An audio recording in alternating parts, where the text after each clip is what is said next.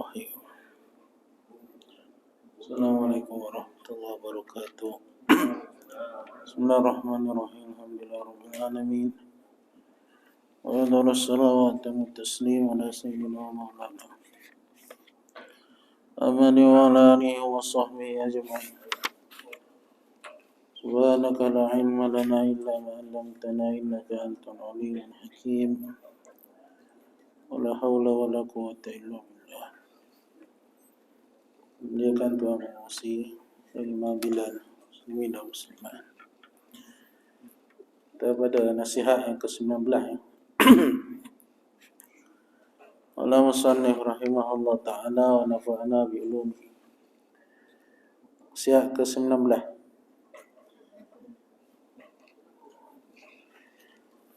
Makna tawakal.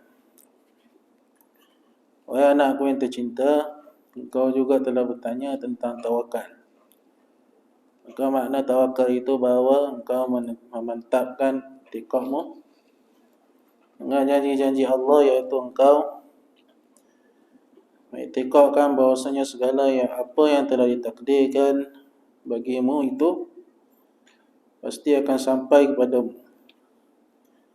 Tidak boleh tidak, walaupun seluruh makhluk yang ada di alam ini berusaha menghalangnya daripadamu. Dan sebaliknya, apa-apa yang telah ditakdirkan bahawa ia bukan untuk engkau, sudah pasti ia tidak akan sampai kepada engkau, walaupun sekalian makhluk berusaha untuk menyampaikannya kepada engkau. Jadi kita pada nasihat Imam Ghazali yang ke-19, fasal mengenai dengan makna tawakal. Tawakal ni pun kita bincang dah itu kan sikit. Ada 3 peringkat juga tawakal ni. Menurut Imam Ghazali, orang yang bertawakal ni ada 3 peringkat. Peringkat pertama, dia tawakal juga, tapi dia pegang ikhtiar tu kuat sangat, tapi tawakal.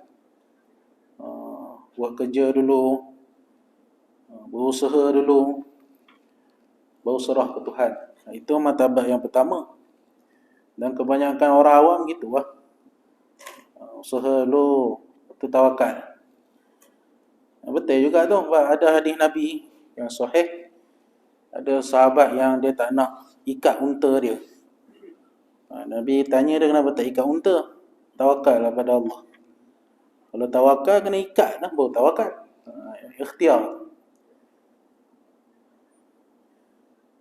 Tapi Nabi ni dia mengajar syariat dan hakikat.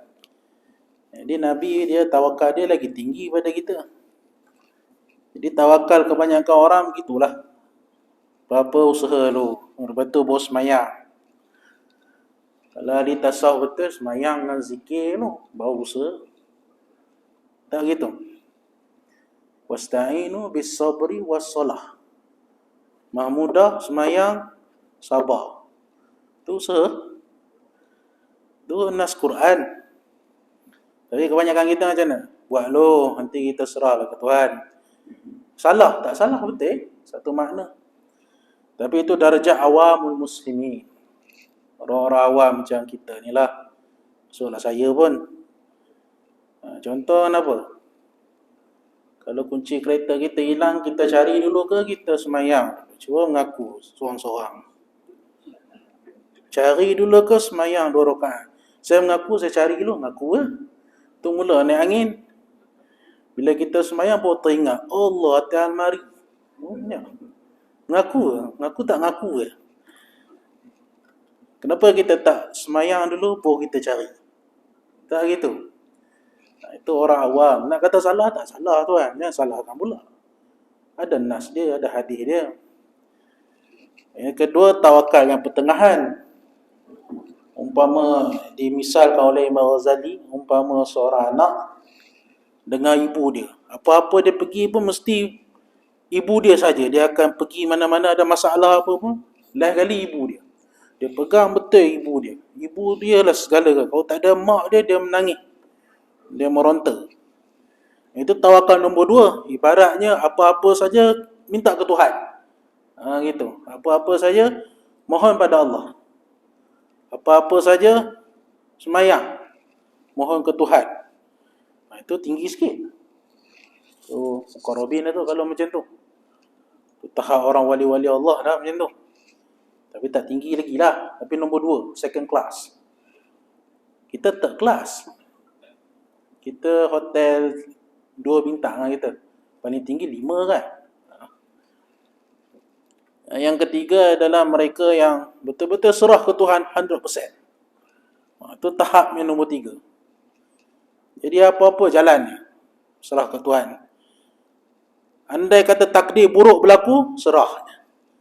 Itu takdir Tuhan. Pandang pada takdir. Nak jadi apa, serah ke Tuhan. Kita buat je. Berpegang pada Allah je. Dan orang yang peringkat ketiga ni, dia tak berdoa pun supaya minta baik-baik, tak ada. Terus serah. Baik buruk nak jadi lepas tu, serah ke Tuhan. Tawakal dia kuat. Falyatawakkalil hayyil ladzi la yamut. Terus. Kalau orang ikhtiar, dia masih, walaupun dia tak pegang ikhtiar, tapi dia masih ada pegang lagi. Aku dah usaha dah, takkan dah tak boleh dapat A. Dia pegang lagi tu. Walaupun dia kata, surah ke Tuhan, tu mulut dia cakap, hati dia mesti pegang. Takkan dah tak. Aku dah berusaha dah ni. Contoh kan. Salah, tak salah tuan. Cuma kalau orang yang tahap mereka itu muqarrabin, rapat dengan Tuhan, dia tidak memandang ikhtiar tu bagi bekas. Daripada zahir i'tiqad dan batin dia sendiri. Apa-apa dia Allah. Apa-apa saja Allah. Kalau peringkat kedua tadi, umpama anak dengan mak, kenapa dia peringkat kedua? Sebab dia minta Tuhan lagi. Minta supaya elok-elok lah, macam tu kan. Janganlah benda tak elok berlaku. Tu golongan kedua. Golongan ketiga tak ada. Tak elok itu musibah, ujian. Kena semayang lagi, kena kuat berzikir lagi, kena kuat baca Quran lagi. Gitu. Beza. Kebanyakan para Nabi dan Rasul peringkat ketiga, serah. Betul. Urusan mutlak pada Allah. Tidak ada. Ikhtiar kita ni memang diberi ikhtiar, tapi hakikat yang bagi bekas pun Tuhan. Wallahu khalaqakum wa ma ta'malun. Allah Ta'ala yang ciptakan kamu dan apa yang kamu buat. Tuhan yang buat. Jadi kita masing-masing lah. Kita peringkat yang mana? Beza tuan. Dia tawakal ni, Imam Ghazali kata dalam Ihya. Saya hurai Ghazali je. Tuan-tuan buka lah kita Ihya. Ada terjemah dah pun. Tapi terjemah tak sama dengan hak Arab. Tak sama tuan. Saya beli terjemah tu, ada orang bagi, saya tengok. Tengok hak Arab sekali. Haknya hak Arab. Tak sama. Lain. Zauk dia lain. Zuk dia, rasa tu lain. Pasal Imam Ghazali dia ada term-term dia guna dalam kitab Ihya yang nak terjemah pun susah. Bayar, dalam tasawuf ni ada benda tak boleh terjemah. Pasal dia istilah. Macam tajalli. Nak terjemah apa tajalli? Nak terjemah jelma. Boleh tajalli Allah. Allah Ta'ala jelma macam hantu. Boleh. Salah akidah. Muka syafat tak boleh terjemah. Tak boleh terjemah muka syafat. Kasyaf. Pengertian boleh ya tuan. Dia Arab tu dia ada term dia. Jadi Imam Ghazali kata tawakal ni dia ada kaitan dengan kekuatan tauhid kita pada Allah. Baik itu dalam kitab tak apa tu, siapa ingat? Bukan Al-Munqiz minadh dhalal, kitab buka kitab tu. Lupa dah. Lupa. Ustaz pun lupa. Bukan, ada satu kitab ni. Arba'in fi Usuluddin, kan juga ada lagi satu. Biarlah, tak penting pun. Tapi dalam kitab tu mengatakan tahap tauhid ni terbagi pada 4. Terbagi pada 4 bahagian. Pertama, tauhid orang munafik. Orang munafik ni lisan dia kata beriman, hati batin, kafir. Itu tahap pertama lah. Ataupun orang munafik dari segi amalan. Kalau munafik i'tiqad tu kafir tuan. Ini kira munafik amalan dah. Kan? Walaupun beriman pada Allah Rasul, tapi menipu kuat, khianat, janji dia tak tunai. Lepas tu apa lagi? Sembahyang malas, sifat kafir tak tuan? Itu saya dah bagi tahu lama dah tu kan. Saya syarah itu. Munafik bukan kafir, melainkan munafik itikad kafir. Macam Abdullah bin Ubay, tu memang pasal hati dia memang tak suka Islam. Orang munafik amalan ni dia tanda munafik, tapi dia bukan kafir. Jadi orang macam ni peringkat bawah sekali tauhid dia, kurang sikit. Apa-apa pun dia buat, dia tak berpegang dengan Tuhan lah. Dia tak yakin. Dia tak yakin. Peringkat yang kedua, Imam Ghazali kata peringkat orang awam, kebanyakan kita ni lah. InsyaAllah kita orang beriman, takwa macam kita ahli surah masjid, ustaz-ustaz kan. Dia pegang, dia kemas sifat 20, dia hafal. Wujud, qidam, baqo', dalil semua hafal. Ikhtiar, juz'iyah, wujud aridi, semua dia tahu. Tapi belum tentu dalam batin dia sama dengan apa yang dia cakap. Itu nombor 2. Peringkat kedua menurut Imam Ghazali, tauhid dia. Dia antaranya ahli mutakallimun, orang-orang yang ahli kalam, iaitu yang mengaji macam sifat 20 yang kita belajar tu lah. Itu peringkat nombor 2. Tapi bagus-bagus. Jangan peringkat pertama, peringkat pertama tu teruk, tu munafik. Cakap je, bila hati dia kotor. Peringkat kedua ni okey lah, ada tahu dalil. Cuma tak tentu tauhid dia tu meresap sampai jadi ahwal. Sampai jadi peribadi dia memang bertauhid dengan Tuhan. Kalau orang betul-betul bertauhid, hantu pun dia tak takut. Kan? Kita ke hantu, lipas pun takut. Masuk saya pun kalau lipas saya geli tuan. Lipas, belalang, janganlah benda-benda tu geli lah. Kan, lipan tak boleh tengok-tengok pun masa geli lah. Tauhid macam mana hang? Haiwan pun takut. Kan? Ada satu tempat saya mengajar tu, mengajar tiba-tiba ada benda lalu kat bawah. Ingat kan? Benda rupanya lipan besar buku ni. Panjang dia. Masjid tu pelik sungguh lah mengajar. Panjang ni lalu. Mujur tak gigit kan? Hospital lah saya. Jadi tauhid dia tak jadi ahwal. Dia sekadar tahu dalil, tahu lah. Ta'allum suluhil qadim semua dia ada erti lah. Tapi dari segi pengamalan tu belum tentu. Itu nombor 2. Dalam kitab Ihya pun ada jelas. Nombor 3 ni mereka yang memandang semua perbuatan tu pada Allah. Itu peringkat nombor 3. Itu tinggi sikit lah. Semuanya pada Tuhan. Dia ahli-ahli orang muqarrabin. Apa-apa terjadi pun terus direct ke Allah Subhanahu Wa Taala. Serah. Yang keempat memang terus serah mutlak. Apa-apa pun Tuhan.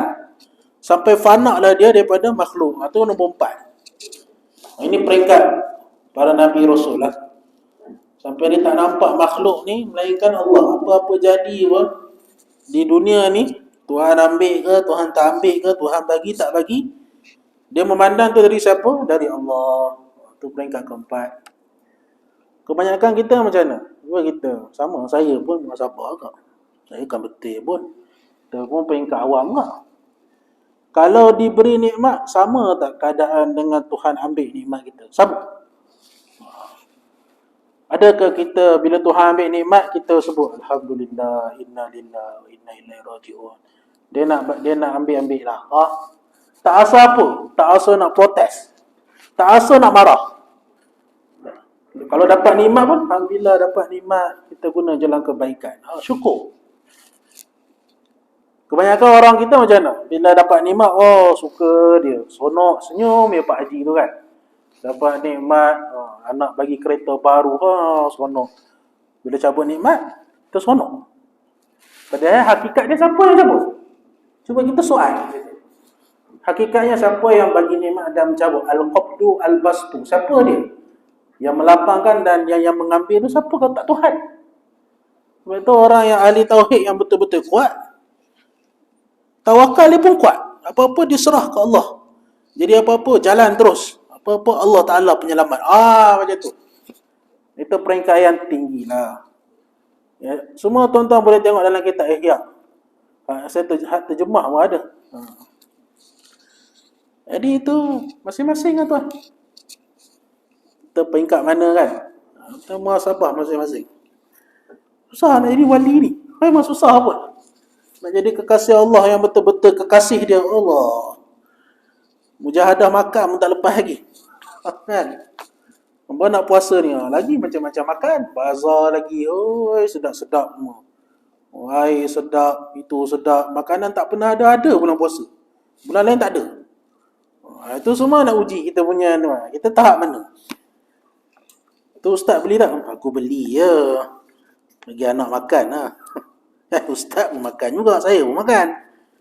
Kita pergi bazar tu mana tahan tuan. Lapar tau. Tengok tu dah kita dah lah tengah panas pula. Air pula macam-macam warna pula. Allah, kacau. Dia tengok tahap lah tuan.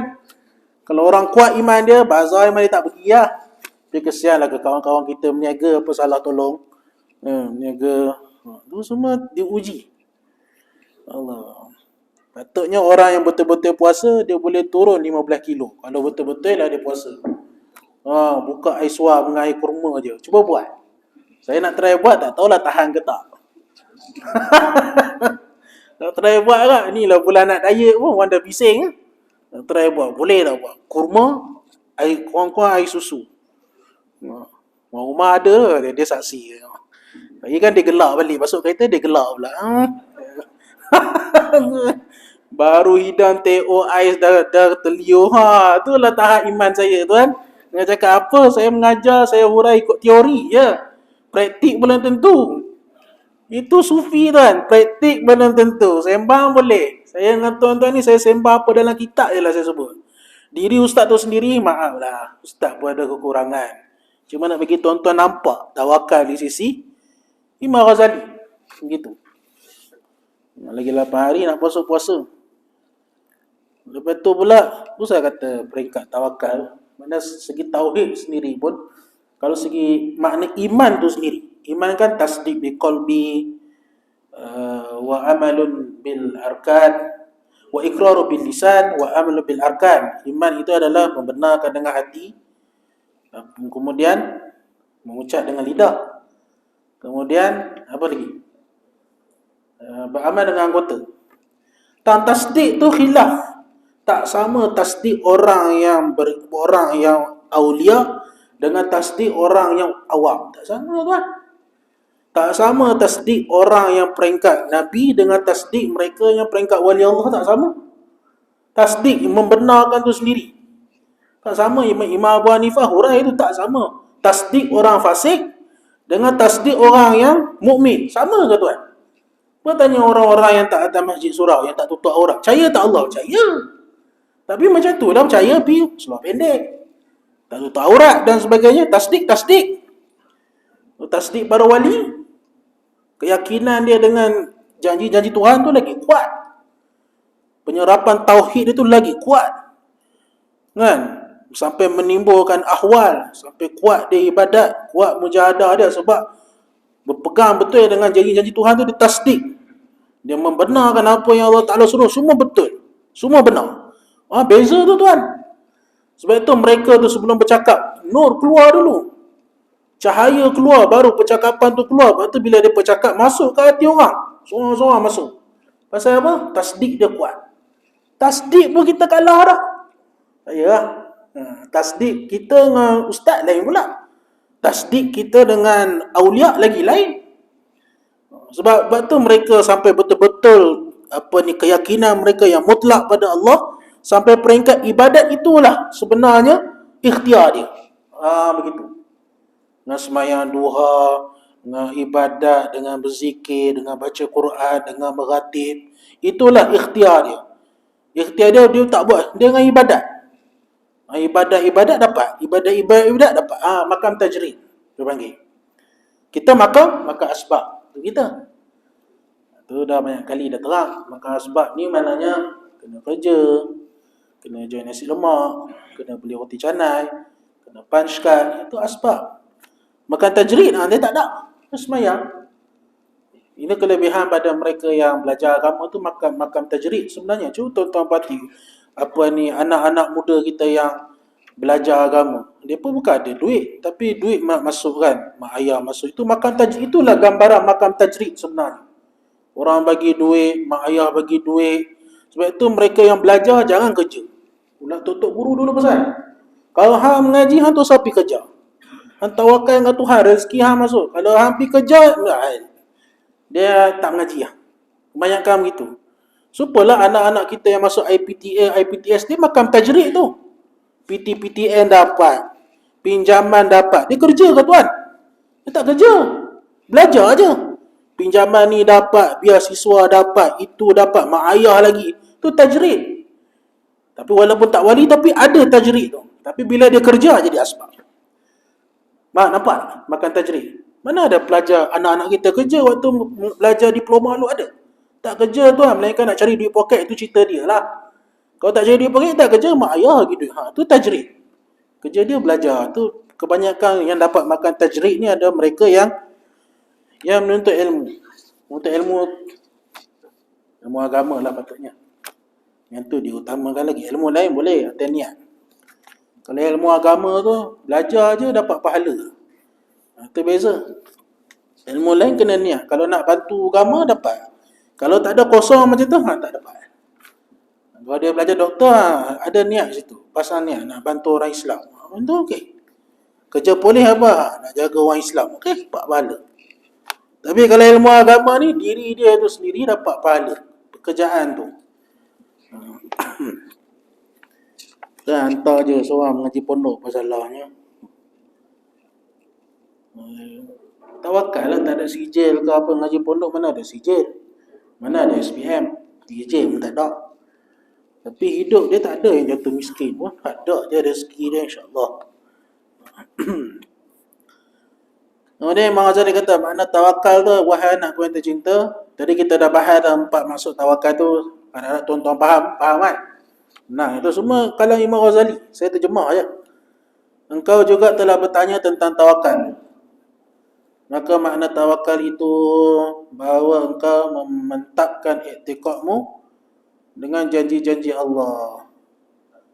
Ayo.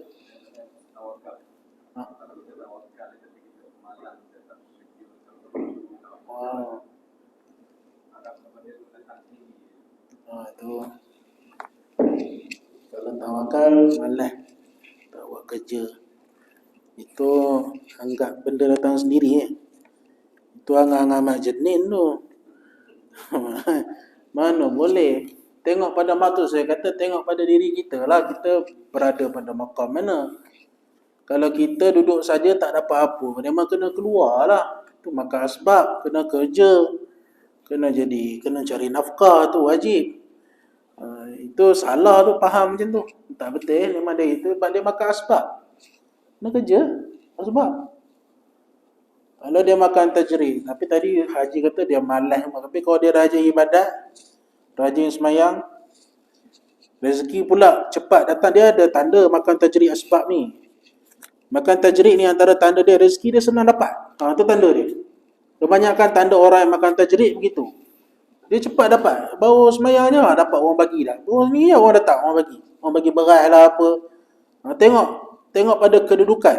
Kalau macam dia duduk termenung harap benda tu datang, itu mak jenin. Tak boleh tu. Itu salah makna tawakal gitu. Kena kerja, kena keluar kerja. Bahkan ustaz-ustaz sendiri pun walaupun dia tu rezeki dia ditanggung Tuhan. Orang untuk ilmu kan mengajar. Tapi dia kena keluar mengajar lah. Kalau saya tak mengajar sini, tak dapat lah dia poket. Senang bagi senang faham, senang. Nampak? Kalau saya kata, hari ni tak dapat datang, tak dapat datanglah juga.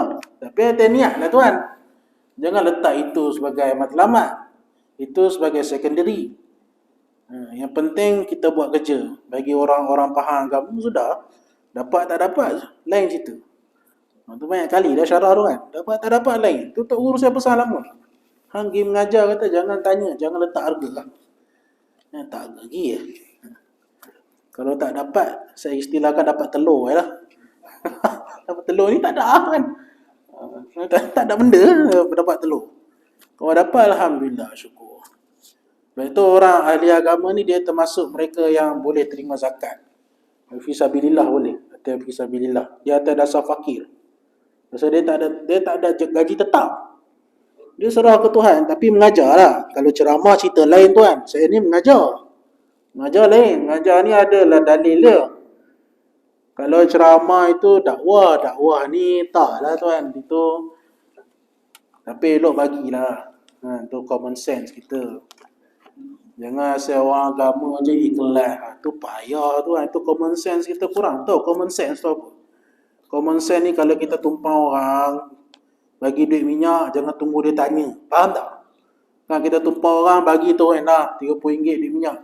Jangan kata tuan kereta tak tanya. Tu common sense tak ada. Itu memang bahandul punya orang. Dia tak ada common sense. Dah tumpang minyak orang tu dah susah. Korang bagilah sikit korang-korang RM20. Supaya juga siapa-siapa lah ustaz mengajar Quran kat rumah kan.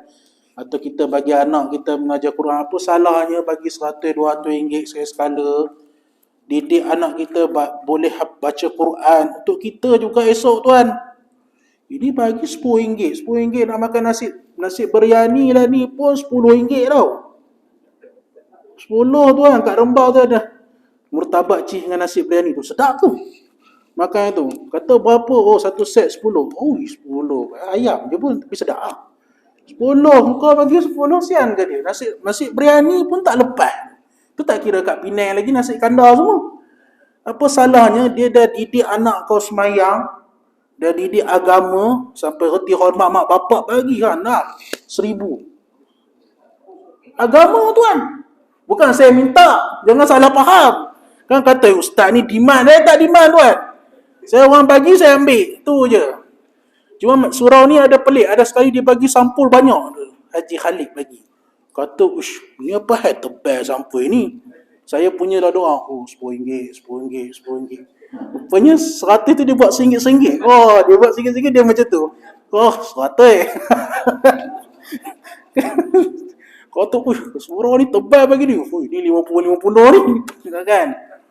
Jadi itu salah faham tuan. Itu common sense. Kita panggil ustaz datang rumah merawat kita kot isteri sakit ke apa, tak bagi air masak. Air common sense kurang. Common sense ni Nabi ajar kita kena. Zaman Nabi sendiri suruh galakkan bagi hadiah. Kalau orang dah tolong bagi. Bahkan zaman Sayyidina Umar, siapa-siapa sahabat yang mengajar bagi. Saya ingat dalam 50 dirham ke apa, Sayyidina Umar bagi. Lebih kurang dalam harga 100 juga. Dan ada yang makan. Ada sahabat yang mengajar aja. Dia tak kerja kan. Jadi itu salah. Salah macam tu. Ustaz pun dia kena keluar juga mengajar. Kira ustaz-ustaz ni pun sebenarnya makan asbab juga. Tapi cuma kadang rezeki dia tiba-tiba tu lain. Ada juga pengalaman saya. Kadang dia jadi lain sikit. Orang bagi lebih. Kadang kita keluar mengajar orang bagi zakat. Bagi zakat. Ni zakat pendapatan ustaz nak ambil. Kan bagi kita fisabilillah. Ustaz-ustaz boleh fisabilillah. Walaupun dia guru. Guru boleh. Tambah dia guru madrasah pondok kan. Siapa sini macam ustaz tu. Siapa Ustaz Khairuddin. Tu boleh bagi zakat boleh. Fisabilillah jaga madrasah anak-anak orang Islam. Tolong dia bagi. Orang agama betul tak minta duit kan. Tak ada minta duit Bahkan dia tak kena pun charge. Kami nak panggil ustaz ni. Berapa bayaran dia tak sebut pun. Waktu ni memang ikhlas lah. Tapi kita kena common sense. Itu surau ni Alhamdulillah kan. Tempat-tempat lain saya mengajar Alhamdulillah. Ada satu tempat memang dia tak bagi. Orang situ pun kita ceramah dia macam tu kan. Dia dengar tidur. Saya pun pelik mas. Ada tu masjid pergi.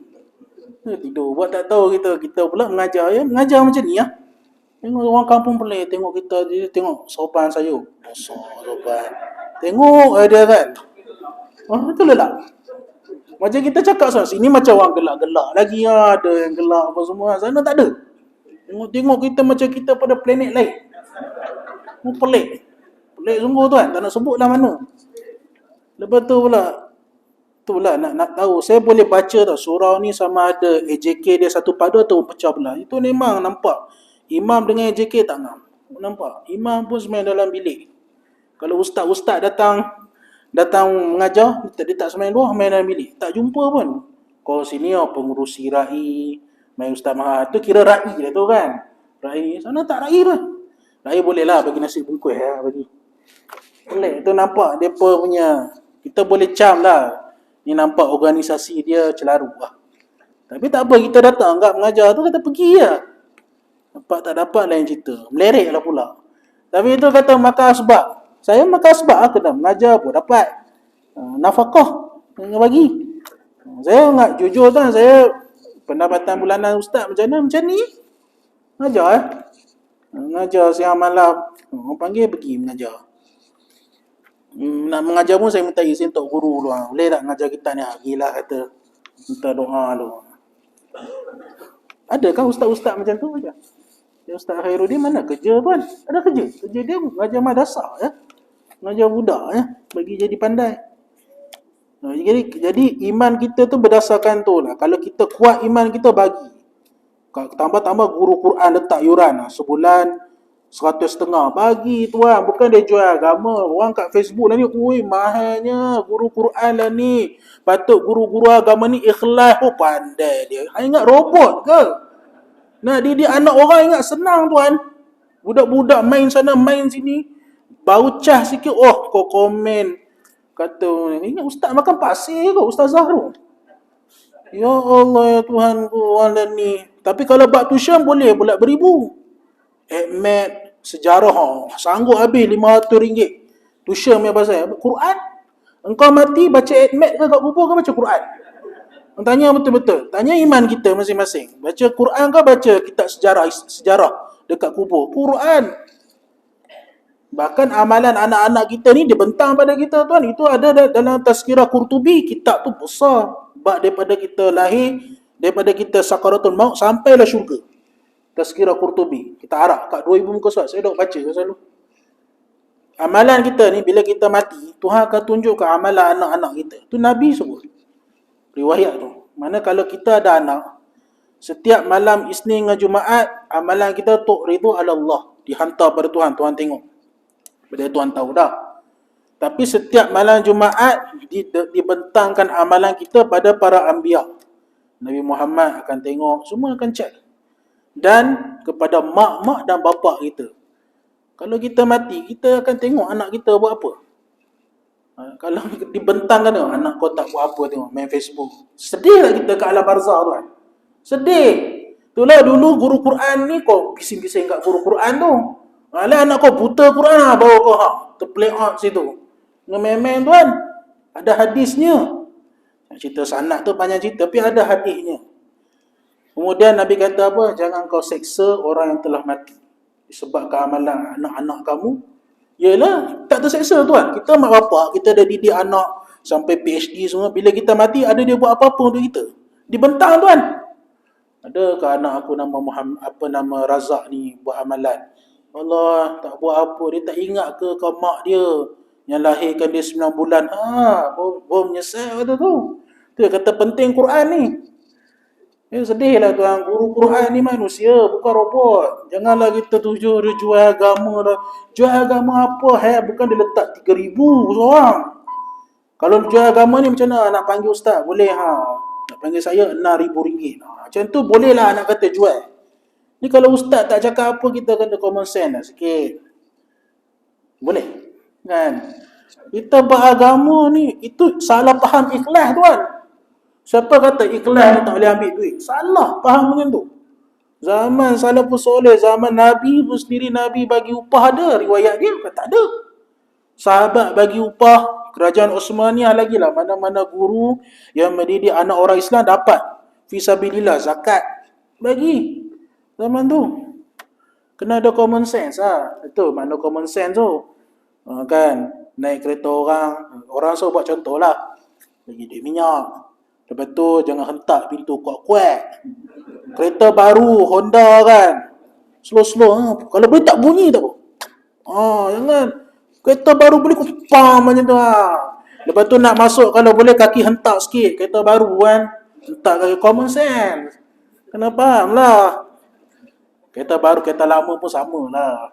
Kita jangan tengok common sense kena kuat.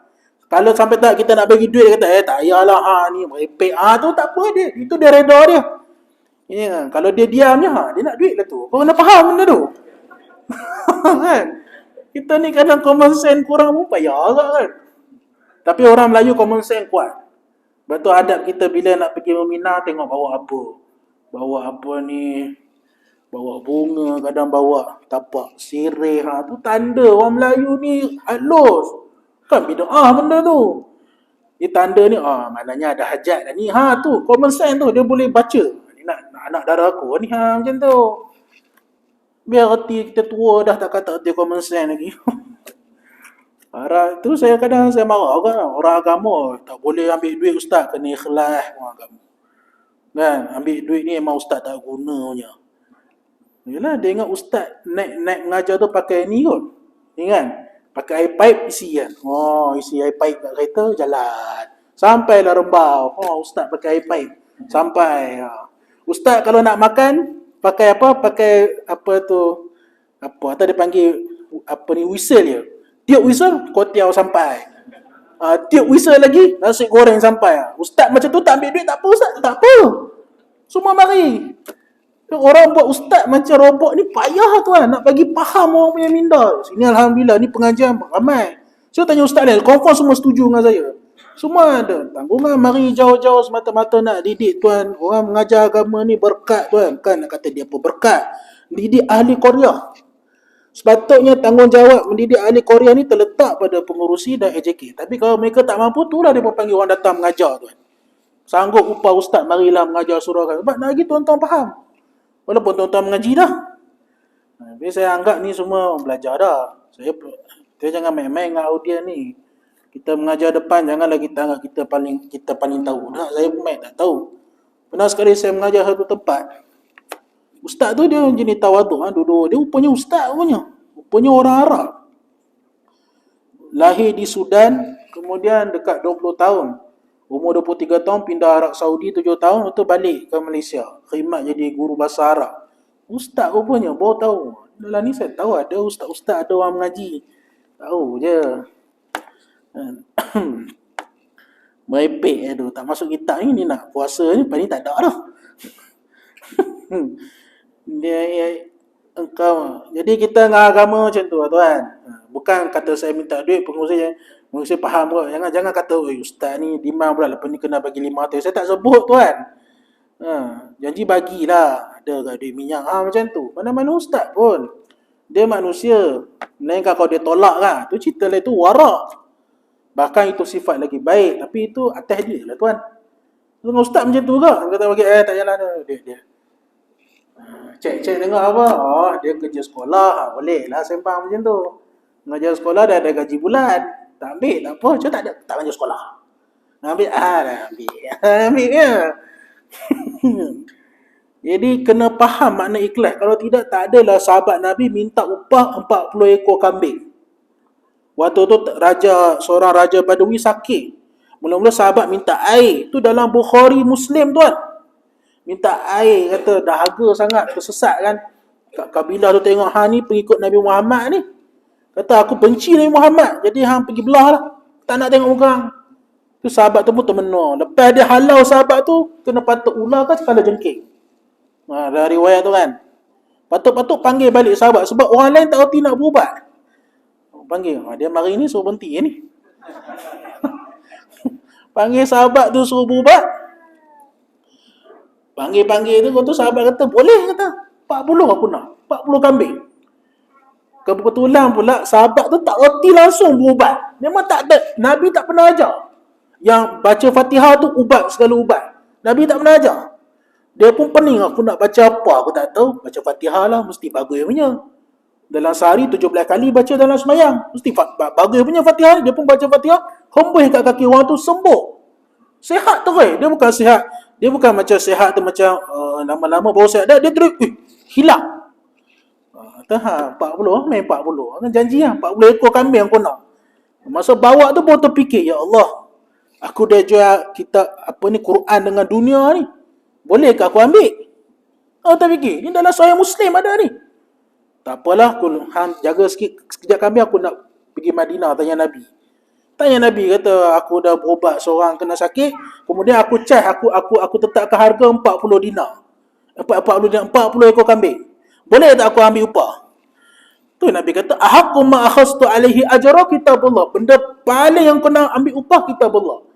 39 hang ambil, sekor bagi kat aku. Nabi sebut. Kata, berani kata sahabat tak ikhlas, berani try kan. Tu lerek daripada makan asbak cerita ustaz pula malam ni. Kan? Jadi tu lah. Tapi kalau surah macam ni, alhamdulillah, surah ni bagus. Ini nampak, kita nak nampak surah tu bersatu hati tu ramai orang. Saya mengajar tu kampung tu tuan. 5 orang je. Itu pun semua cari dinding lah. Cari dinding orang. Tengok muka ustaz macam tu kan. Ini cakap apa? Kita pun baca lah kitab.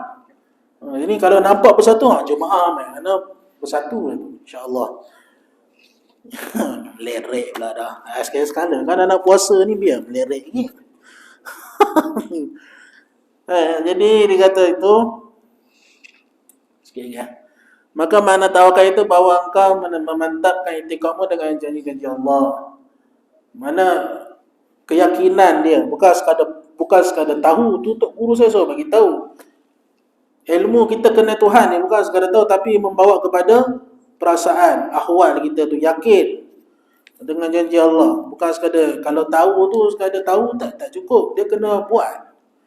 Kebanyakan orang macam tu dia tahu.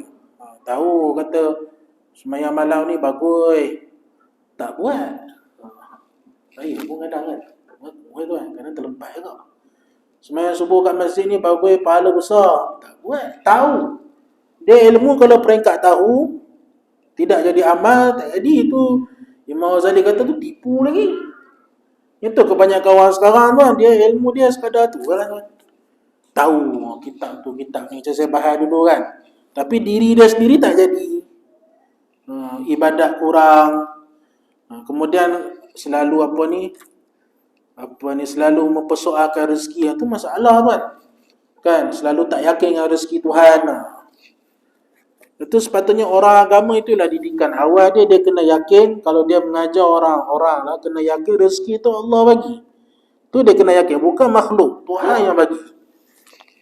Kalau kau tak yakin dengan urusan rezeki kau, macam mana kau belajar agama? Gitu. Biasa orang yang betul-betul mengajar memang Tuhan yang tanggung. Adalah rezeki lain tu, insya-Allah. Memang ada. Jadi tapi syarat dia takwa lah kan. Wa yarzuquhu wa may yattaqillaha yaj'al lahu makhraja wa yarzuquhu min haitsu la yahtasib. Dia akan diberikan rezeki daripada sumber yang min ghair wa yarzuquhu min ghairi yaj'al lahu makhraja wa yarzuquhu min haitsu la yahtasib, daripada benda yang dia tak sangka rezeki datang. Dengan syarat dia takwa lah.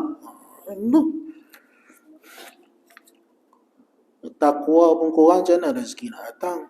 Amal tak jaga, ghaflah lagi, rezeki nak datang macam mana? Ni yakin dengan Tuhan, rezeki kena nak datang rezeki banyak, kena kuat amal lah, ibadat kuat, sembahyang rajin berzikir, rajin baca Quran, rajin meratib, dapat dah Tuhan rezeki. Ini ayat 1000 dinar tu tampil kat rumah, baca tak? Tu masalah dia. Tambah kedai-kedai kan, tampil je. Orang tanya ayat apa ni, entah, tampil. Setengah kedai tu pula tampil azimat pun ada. Ada tu saya pergi. Tampil apa tu, dia wafak dia panggil. Wafak ni huruf alif. Biasa tengok wafak. Tu khilaf. Tapi elok, tu salah bobo. Orang tak faham lah ni. Nak amal ilmu macam tu kena pandai tauhid dulu. Kalau tauhid tak lepas, bahaya. Ada je kitab tu, nama kitab Tajul Arus tu. Kitab tu kitab pelik. Macam kitab bomoh Kitab nak jadi tok bomoh boleh ada amalan satu wafak tu, letak dalam kereta, dalam rumah, insya-Allah tak terbakar. Tapi akidah kena betul lah. Kalau kau pegang dengan benda tu yang menyelamat, syirik. Kalau sekadar tawasul tu cerita lain Itu ulama' Imam Ghazali bahas buat wafak ni, kita nak petikai imam besar bahas. Tengok orang Tapi elok orang awam jangan ambil lah, takut etikot dia lari. Kan dia kata benda tu pula yang selamatkan, kacau. Benda tu yang selamat, kertas ni lah selamatkan saya. Dan macam cerita hantu pocong pula, ketat-ketat. Hantu pocong kan macam tu. Ada tahu cerita tu, yang dia lompat-lompat tapi ketat kuning, pak, dia berhenti. Jadi ilmu ketat pula. Ada cerita hantu pocong ada. Sonok saya pun tengok cerita Cina tu. Dia lompat, pak, tempat kata dia macam tu. Tak boleh gerak. Bahaya kan benda tu. Baik kita terus doa aja. Tapi kalau niat sebagai tawasul, Itu lain cerita. Tampan ni tawasul je. Yang bagi berkat Tuhan, tu boleh. Ghazali kata boleh. Itu cerita lain. Dah tu, dia dah lari-lari ni, dah lah. Dia langgar kamera. Tu orang ni daripada Kuantan ni tadi. Dari Kuantan tu tak pakai baju Melayu, dari Kuantan terus ke sini. Kuantan dia jumpa Ustaz Rauf. Dia kan duduk sana. Sembang tu mari sini. Fikir malam ni live dah mengajar surah, dah puasa kan. Tu kejar agak tu. Wallahu a'lam bissawab. Jadi kita sambung lah. Saya rasa tak habis gini. Makna tawakkal ni sambung pada lepas raya. Jadi sebagai penutup saya kan, tak tahu bulan puasa ni panggil tak tahu lah. Katanya Negeri Sembilan boleh tazkirah dah tengok. Ni SOP baru kan. Minta maaf lah ada salah silap. Rasa bahasa dengan tuan-tuan. Ada benda buat tuan-tuan terasa ke apa. Manalah tahu kan. Saya seorang yang cakap. Tuan-tuan senyap je. Dalam hati tuan-tuan tak puas hati ke pula kan. Jadi saya minta maaf lah pada hujung rambut sampai hujung kaki. Kita nak sambut Ramadan ni pada pengurusi, pada ni Ustaz Halid, pada ni pada cameraman kita. Tuan-tuan subscribe channel. Semua ada handphone ni. Baru 30 subscribe. Bagi banyak sikit subscribe, 100 subscriber ni. Tolong sikit subscribe, tekan butang subscribe, puang, tekan. Tolong kawan kita buat usaha lama tu kan. Tolong semua ada handphone apa. Bohong lah kalau pakai Nokia 3 sekupang ni. Semua Android lah. Apa nama channel? Ghazali Ramli. Nama pun sedap. Apa nama channel tu, nama apa? Kuliah Sekitar.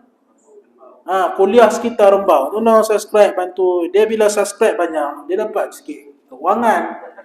Betul lah ni YouTube macam tu. Dia dekat 1K subscribe, dapatlah 200-300 kot. Adalah YouTube bagi. Itu usaha tu kan. Kita tolong dia. Jadi minta maaf lah ada apa-apa salah silap. Kalau tak berjumpa lagi, saya nak ucap awal-awal lah. Selamat Hari Raya. Mak saya batin. Saya ucap. Jangan lupa ajak datang beraya kat rumah. Masak lemak sedap-sedap sikit. Baru nak diet bulan puasa, naik balik badan kan. Kacau tu. Bulan puasa jaga dah. Awal raya tak tahan dah. Lemak lah itu. Hui, susah betul.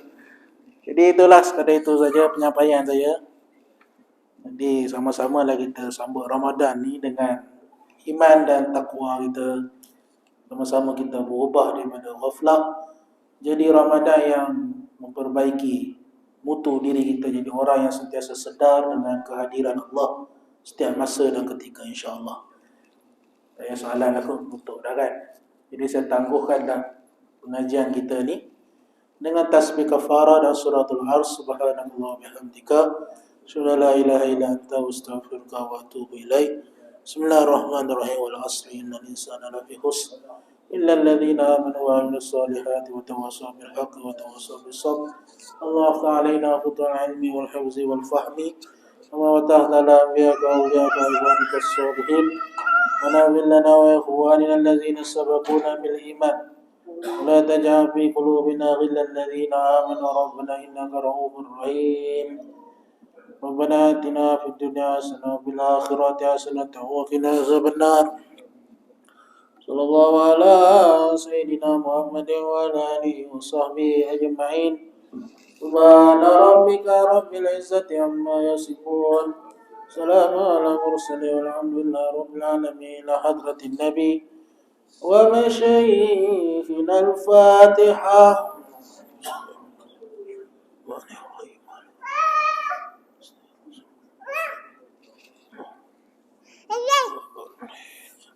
السلام.